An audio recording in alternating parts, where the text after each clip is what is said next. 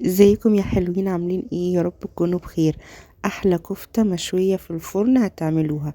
يلا بقى نشوف عملناها ازاي. معايا لحمة مفرومة 20% دهون، ومعايا بصلاية كبيرة مبشورة وعليها فلفلاية خضرة، وخدت بقى مية البصل حطيت عليها معلقة زيت كبيرة ورشة بابريكا.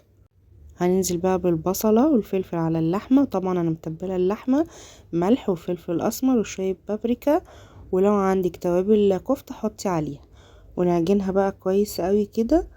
من سر نجاح الكفتة ان هي ما تفكش معاكي، انك تعجني الكفتة كويس قوي لحد ما تحسي ان المكونات واللحمة امتزجوا مع بعض قوي كده وبقوا زي العجينة.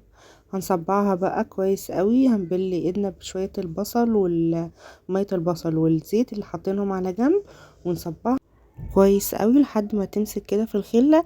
مية البصل وشوية الزيت مش هيخلوها تفك مننا واحنا بنصبعها. بعد ما صبعتها بالشكل ده احطها في الصينية او في البايركس اللي هسويها فيه، واحطها في التلاجة قد 10 دقايق كده تتشمع.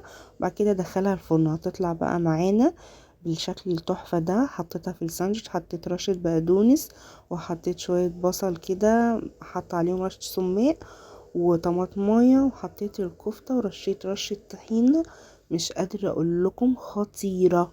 وزودت عليها بقى شوية الخضار دول كده. جربوها هتعجبكم قوي وجوسي وطعمها خطير. متنسوش بقى لو عجبكم الفيديو تعملوا لايك وشير، واستنوا كل الفيديوهات اللي جايه.